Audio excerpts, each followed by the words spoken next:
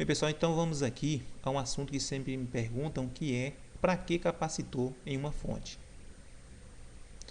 Então você tem aí a sua fonte aí com uns 14 volts aí, vai fazer o seu transformadorzinho, colocou um retificador nele aí, uma ponte completa, e aí pede para você colocar capacitor.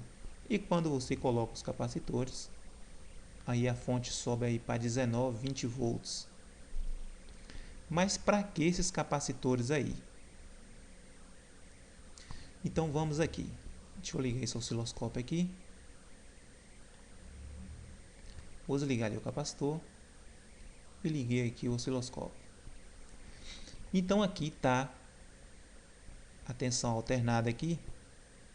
Tem a sua senoide aqui, que ela é senoidal. Ela passa por zero, desce ao seu pico máximo negativo lá e o seu pico máximo positivo.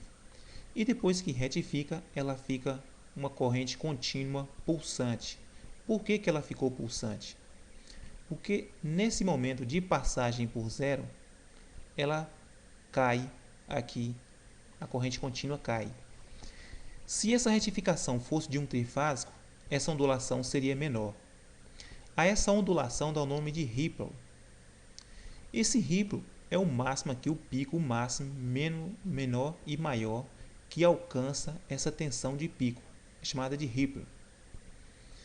Então, para corrigir isso aí, é colocado o capacitor. Vou ligar aqui o capacitor agora. Então eu liguei ali o capacitor. Veja aqui que ela ficou quase contínua, ondulação bem pouca aí. E a depender da quantidade de capacitores, ela vai ficar aqui completamente linear. O pico vai ser muito baixo aí.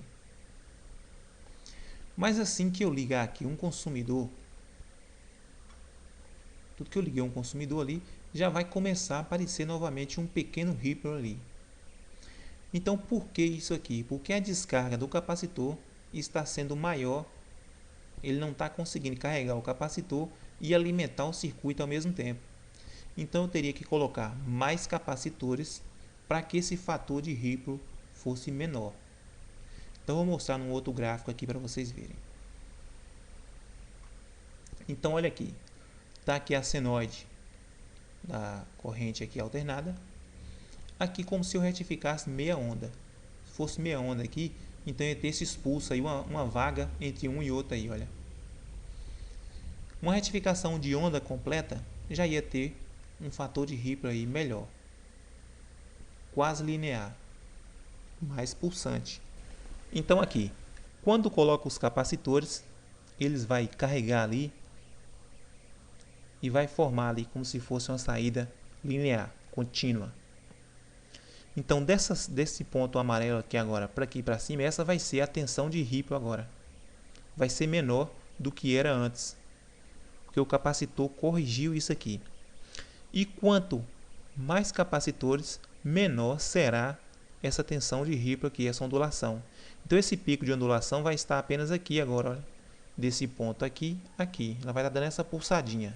A gente coloca esse capacitor justamente para isso, para essa tensão ser, para essa corrente ser o melhor possível linear, para que essas ondulações não surjam no som, dando aquele efeito de som ei, ei, oh, oh, que fica vibrando ou um barulho no som. Então é o filtro capacitivo.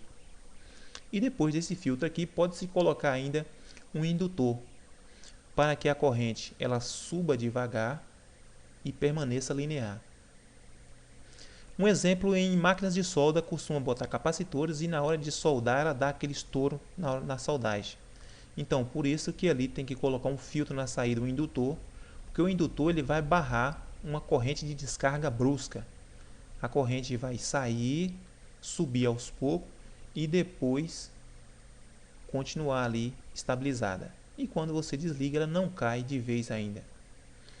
Mas qual a quantidade de capacitores que coloca numa fonte? Olha, é colocado o mínimo 1000 microfarad para cada ampere da fonte. Isso quer dizer que se minha fonte tiver uma saída que fornece uma corrente de 10 amperes, eu teria que colocar 10.000 microfarad. E máximo 2.700 microfarad. Bem, essa é uma tabelinha usada por quem faz hobby. Para se ter uma certeza da quantidade de capacitores, tem que fazer um teste para saber qual a descarga que está tendo aí na saída dessa fonte, qual a ondulação que ela está tendo, para poder corrigir isso aí. Um exemplo, às vezes você coloca aqui um capacitor de 1000 microfarad. E aí a descarga capacitiva ela vai ser baixa porque está saindo ali uma corrente baixa. Então ela vai continuar ali com um fator de Ripple bem baixo. Mas assim que você começa a usar cada vez mais e a descarga capacitiva passa a ser maior do que aquela carga que ele está carregando, então esse fator de Ripple vai ser cada vez maior e isso podendo surgir os problemas no som. Mas tem esse problema aí de alterar a saída. A sua fonte estava lá com 14 volts. E depois de retificada e colocada capacitores, mesmo com a carga, ela fica em 15. E a depender, isso pode prejudicar a bateria ou o som.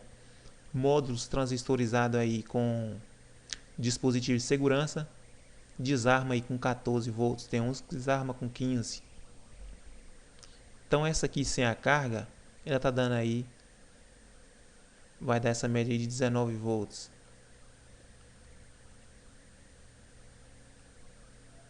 Então olha aí, ela sem a carga dá 19 volts. Com a carga ela baixa um pouco, mas mesmo assim continua. Então o que fazer para evitar isso aí? Boa parte das pessoas deixa a saída aqui com a tensão mais baixa, 10 volts para colocar os capacitores. Mas só que acontece o seguinte, se a descarga no capacitor for muito alta, a fonte vai ficar operando em 8 volts, 9 volts. Esse aqui é o problema, esse cálculo aqui.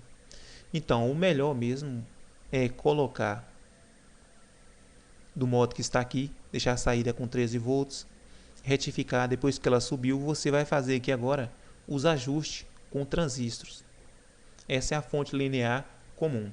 Eu até estou montando essa aqui, já mostrei ela um pouco aí, mas não postei ainda porque ela está com uma queda de tensão aqui de 5 volts e eu estou achando muito que eu quero dar uma melhorada nisso aqui sem estar aquecendo os transistores.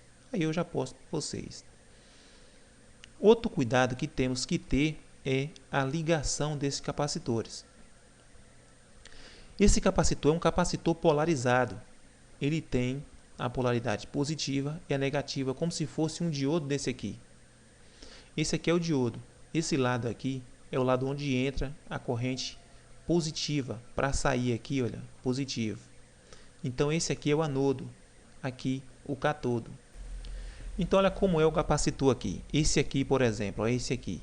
Esse aqui é formado de duas chapas. E entre essas chapas aqui tem o chamado dielétrico, que vai ser o isolante que tem aqui dentro. E dentro desse isolante vai ter também a solução eletrolítica, que é um líquido condutor aí, que vai fazer o papel de eletrólise, fazendo com que o capacitor se carregue. Essa camada aqui tem que ser bem fininha. E este capacitor, para ser menor possível, para que não seja um capacitor enorme para ter uma capacitância alta. Então, por isso que essa camada isolante, o dielétrico, tem que ser bem fininho. E nesses capacitores modernos, esse dielétrico é feito um processo chamado de anodização, que vai formar uma camada de óxido na parte do capacitor. Então a chapa de alumínio ela vai formar como se fosse ali uma ferrugem, mas só que ferrugem é de ferro, ela vai formar um óxido. Essa camada porosa ali em cima ela vai dificultar a passagem de corrente de um lado para o outro.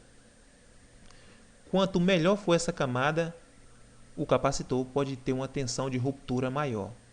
Se esse capacitor que você vai usar é um capacitor de 12 volts, então esse dielétrico dele vai estar preparado ali para 16 volts a 18 máximo. Se você colocar uma tensão maior, esse isolante dele vai se romper e vai entrar em curto essa chapa e o capacitor vai estourar.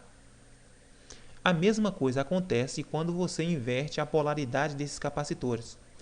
Quando você inverte a polaridade, o que acontece? A anodização que tinha, esse lado aqui que estava aquele óxido, Quando você inverte e bota o lado positivo vai expulsar aquele isolante dali.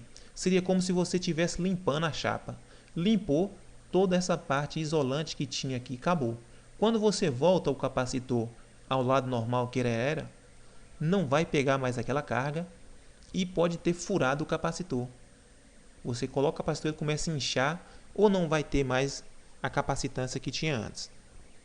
E tem os capacitor multicamadas também, que é outro tipo de capacitores. A gente faz para botar em máquina de solda capacitores aí com camadas de papel alumínio e vidro, ou chapa e vidro, que eu falo para vocês em um outro momento. Isso aqui era só um esboço para vocês entender, evitar estar colocando o capacitor errado e evitar colocar o capacitor abaixo da tensão de trabalho, que é uma das perguntas que me faz. Mas que capacitor eu coloco?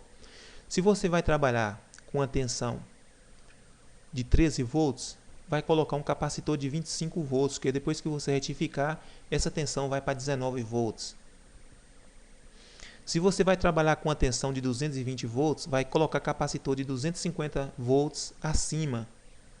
Mas e se eu pegar um capacitor de 220 volts e colocar numa tensão de 12? A maioria dos capacitores não carrega porque o dielétrico dele, essa parte, vai ser muito alta. Então o capacitor não vai carregar ou vai carregar lentamente, porque a tensão de ruptura dele é maior, já foi preparado com uma tensão maior. E geralmente os capacitores de alta tensão são capacitores menores, ou às vezes capacitores grandes, mas para baixa capacitância. Às vezes você vê um capacitor aí pequeno, de 10.000 microfarad, para 25 volts, para 10 volts, e um capacitor não tão grande. E você vê um capacitor de 1.000 microfarad, para 220 volts, tem o tamanho daquele outro, mas de uma baixa capacitância, justamente por esse fator aqui do dielétrico. Se o dielétrico for muito fino e uma tensão alta, ele vai se romper. Bem, pessoal, então isso aqui era só para vocês terem uma ideia mais ou menos como usar os capacitores. As dúvidas vocês deixam aqui embaixo do vídeo. No canal, como eu sempre falo para vocês, tem pessoas mais especializadas nessa área e sempre está ajudando a gente aqui no canal. Então, se gostaram, deixa o ok de vocês. Perguntas, deixa abaixo desse vídeo em relação a ele.